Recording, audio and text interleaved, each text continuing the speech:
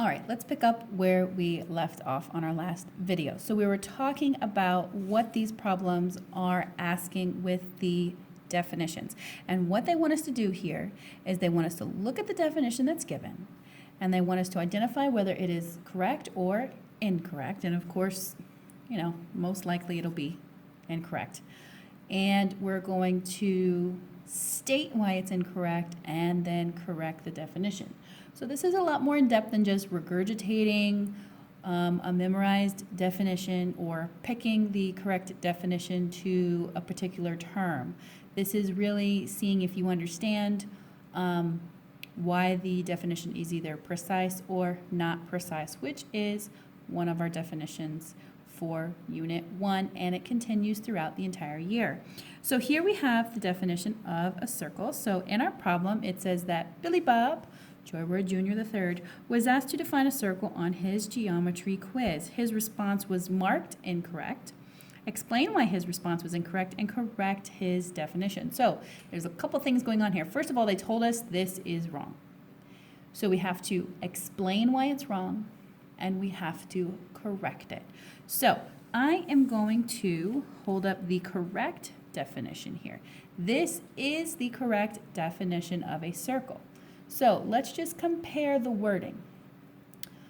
Billy Bob put that it's the set of all points in space that are the same distance from a given point.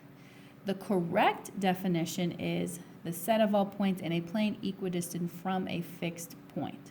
So there's a few things in here that are different and a few things in here that are the same. So first of all, equidistant means the exact same thing as same distance. So these, even though it's different wording, these both mean the same thing. A fixed point and a given point, those both mean the same thing. And of course, the last part of the definition, called the center, those are the same. So what is different? What's different is this wording right here, in space versus in a plane. So just from a purely, looking at the words, the difference in the words kind of standpoint, we can see that this says in space, this says in a plane. So why is his definition wrong? Just a very kind of simple black and white answer. It's wrong because of this phrase. This phrase should say in the same plane. Or, excuse me, in a plane, sorry. I'm getting confused with parallel lines here, sorry about that. So this should say in a plane, not in space. So an adequate response to this would be that it's incorrect because he used the words in space instead of in the plane. So it's incorrect because Billy said in space when he should have said in a plane. All right, so that's pretty accurate, that's pretty adequate in terms of identifying what's wrong and what it should be. But let's take it a step further and talk about what is the difference between the set of points in a plane versus the set of points in space. So if you just look at a point, right? So a plane is a flat surface. So this paper that I'm using, it will be our plane. So if I just have a point in a plane and I go some distance out from that point and I draw another point, so we'll call this one the center. Now if I repeat that process going the exact same distance from that point, again in the same plane, so all within this flat two-dimensional surface, and I just keep adding more and more and more points that are all the exact same distance from that center, you can start to see what shape is forming. And of course, if we continued to add more and more points, we would end up with a really solid I don't want to use the word line, but I don't really know what else to say here. So we end up with what looks like a solid line, kind of circularly going around this center here. So that creates a circle. So it's kind of forced to make a circle. Now, if you think about that, that's the shape that it takes on if it is in a plane. Again, a flat 2D plane. Now, if you take this circle and then put it out in space, so I'm going to kind of draw a perspective picture here. So here's my circle on that plane. If I then take this out in all directions into 3D space, what I actually end up is a sphere. So a sphere is almost the exact same concept, but instead of it being trapped within a flat plane, it is now in all directions. So that's how you get this three-dimensional object that we call a sphere. And fun fact, a sphere is the most common shape in the universe because gravity pulls on everything in all directions, and so that ends up being a sphere. All right. An adequate response to this would be to kind of pluck out that in space is the wrong wording and say, okay, he should have said in a plane, but to have a broader understanding or a more in-depth understanding, I don't know if what I just said was contradictory, to have a more in-depth understanding of what's going on here, Billy gave the definition of a sphere instead of the definition of a circle, okay?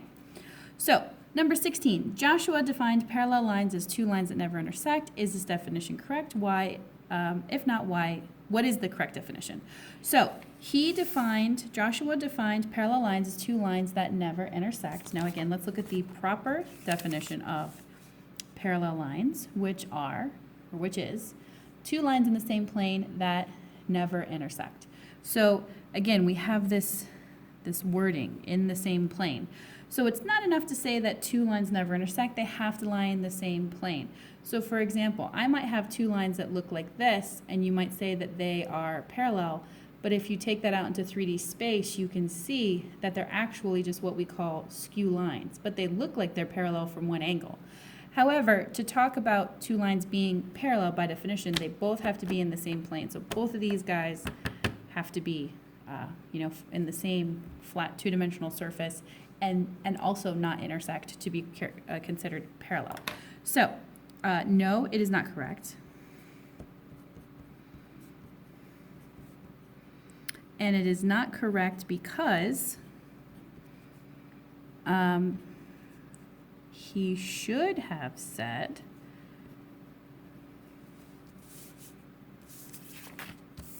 ran out of room, sorry. He should have said two lines in the same plane that never intersect. So in geometry, we're very, very picky about our definitions. So again, as I tell my students often, if you were studying with a friend and you said, hey, which ones are the lines that are parallel? You might respond with, oh, those are the ones that don't intersect, or those are the ones that don't cross. And your friend will be like, oh, yeah, that's right. And that's perfectly fine because you're just kind of describing, which ones they're trying to remember, okay? And a light bulb goes off and then you're fine. So that's a fine description, or that's a property of parallel lines that they never intersect. But if you are asked about the definition of parallel lines, we're very picky about our definitions in geometry. And so the only proper definition of parallel lines has to include the words in the same plane and that they never intersect. Okay? So there's lots more definitions that we're going to learn about this year, but those are two that kind of pop up a lot. So that's sufficient for our definitions. And again, those are pretty in-depth problems because you have to analyze the definition, state if it's right or not, and then correct it. So there's a lot involved in there, and possibly explain why it's incorrect. So that's really, we're getting more into like level 4 or 5 kind of questions there.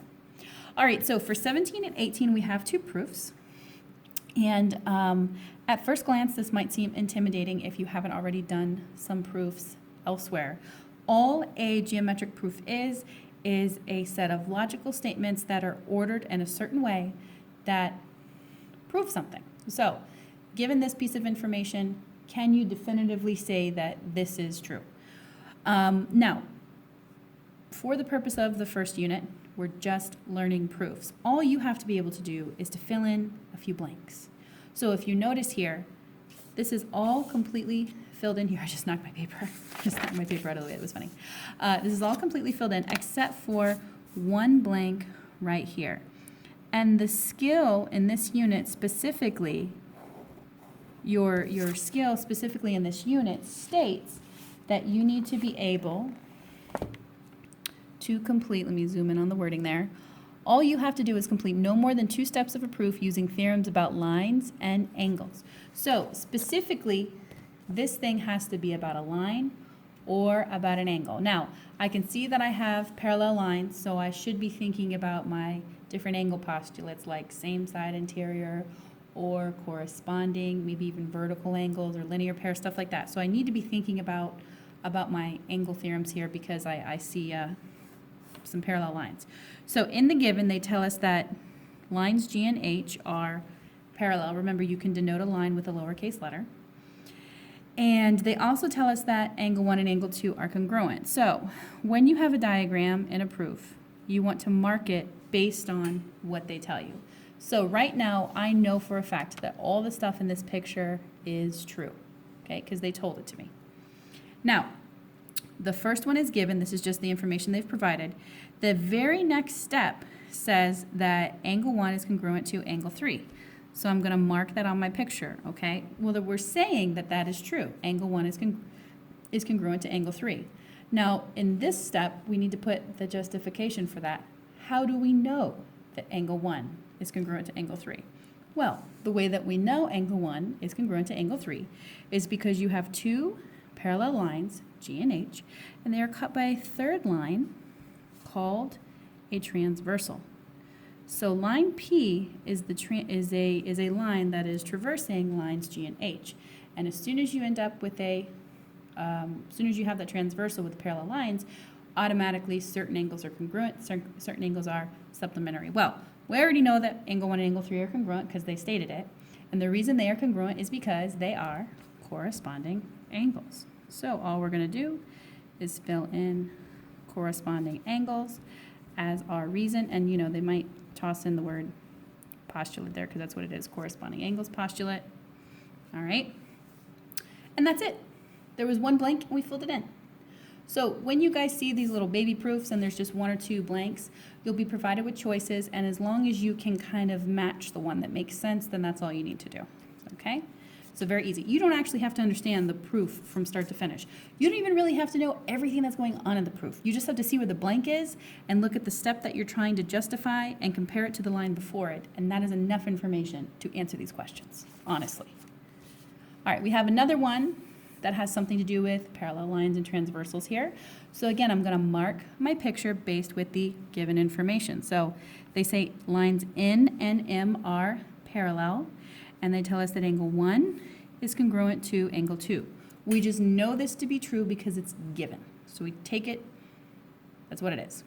Now, the next line where I have to fill in a blank, again, tell me that angles 1 and 3 are congruent. Well, why are they congruent? So here we have that line P being a transversal, acting as a transversal for lines N and M. So again, we got to think of all of our angle postulates. Well, why, or what is a way that we could justify the fact that 1 and 3 are congruent? We can justify it because they are alternate interior angles. All right, so because, so we know they're congruent because they're positioned. They're on opposite sides of the transversal, opposite sides of this transversal, and they're in between the parallel lines, and we know that they are congruent. And that's it. That's all we need to know. I don't even care what the rest of the proof says. All I need to do is fill in that one spot. All right, sliding along to questions 19 through 20. These are also dealing with parallel lines cut by a transversal, and they want us to find the indicated angle. So just like we did in class, we are going to state what type of angles they are, figure out if they're supplementary or congruent based on the type of angle pair that they are, and then set up our equation to solve. So these are same side interior angles because they're on the same side of the transversal and they're in between the parallel lines, so that's the interior. And we know that same side interior angles are supplementary. What does that mean? It means that this angle and this angle add up to 180 degrees. So what are we going to do to set up our equation? We're going to add this angle and this angle, meaning their expressions, together and set them equal to 180 degrees. And so that's going to look like this. So I've added the first angle plus the second angle, and we're setting it equal to 180. So now I'm going to simply solve this equation. So first thing I want to do is combine like terms. So here I have some like terms, and then the constants are like terms. This whole left side of my equation simplifies to just 2x plus 188. Now, I'm going to get all of my constants to one side by subtracting 188 from both sides. And that is going to give me 2x equals -8. Divide by 2, and I get that x equals -4. Now that is not what they want to know. They didn't say solve for x, they said find the angle indicated, which I'm going to guess is the one that they circled. So what that means is we have to take our value for x and plug it in. So what is 134 plus -4, or just 134 minus 4? That, of course, is 130 degrees. So there we go. So there's the answer to that one. And now we're going to do the next one, and there's the work for that problem if you need to see it. We're almost done, and I'm thankful. Now let's do number 20. Number 20, our angles are in different positions. Notice that this one is not, they're not both in between the parallel lines, but they're in the same relative position, which makes them corresponding angles. Corresponding angles are congruent. So that means that this angle and this angle are the same measure, or they equal each other. So what are we going to do to set up our equation? We're going to take this angle, meaning their expressions, and we're going to set them equal to each other and solve. So the relationship, excuse me again, the relationship between the angles tells you how to set up the equation. I'm talking too much. So let's go ahead and solve this. Apologize, I'm losing my voice. This is going to be 12x equals 11x plus 3. Oh gosh, what am I doing? How about 11x plus 12? All right, then we are going to subtract 11x from both sides. And there are multiple correct ways to solve this equation. I'm just going with the first one that I see. So I got x equals 12 as my answer, but I'm not done because they want us to find the measure of the angle. So I'm going to go back to this one, and I'm going to plug it in. So 11 times 12 plus 3, that's 132, plus 3 more is 135 degrees. So that is the answer to the question. So that concludes our review for the Unit 1 test. Happy studying.